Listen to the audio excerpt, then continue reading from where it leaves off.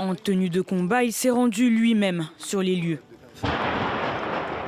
Ce lundi, le chef des séparatistes de Donetsk, Denis Pochiline, a sillonné le centre de Bakhmout, complètement détruit par la guerre. Occasion pour lui de se mettre en scène. Dans une vidéo dont la date et le lieu restent à confirmer, l'homme du Kremlin affirme que son armée contrôle plus de 75% de la ville. Voici Bakhmout, que nous appelons Artyomovsk, en train d'être libéré par les soldats de Wagner. L'ennemi n'épargne pas la ville, ni les siens, et les pousse au hachoir. Depuis l'été dernier, Bakhmout est le théâtre d'affrontements sanglants entre les armées russes et ukrainiennes. Pour Moscou, gagner cette bataille faciliterait de nouvelles offensives à travers l'Ukraine. Là où pour Kiev, la ville en ruine n'a plus qu'une valeur symbolique. Mais l'armée ukrainienne ne cesse de se perfectionner.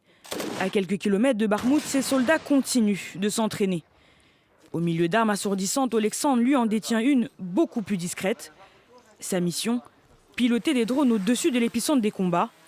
Résultat, il a réussi à découvrir un char russe à 2 km de leur position. Avant l'utilisation des drones, les calculs étaient faits par des géomètres. L'homme devait se placer en hauteur avec un trépied et des jumelles d'artillerie. Il devait regarder puis donner des angles de correction à l'artilleur et effectuer des modifications.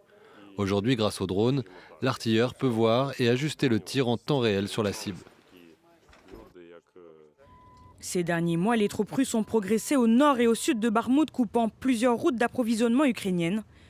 Depuis quelques jours, elles semblent progresser dans le centre, nourrissant à nouveau les spéculations d'un retrait ukrainien imminent.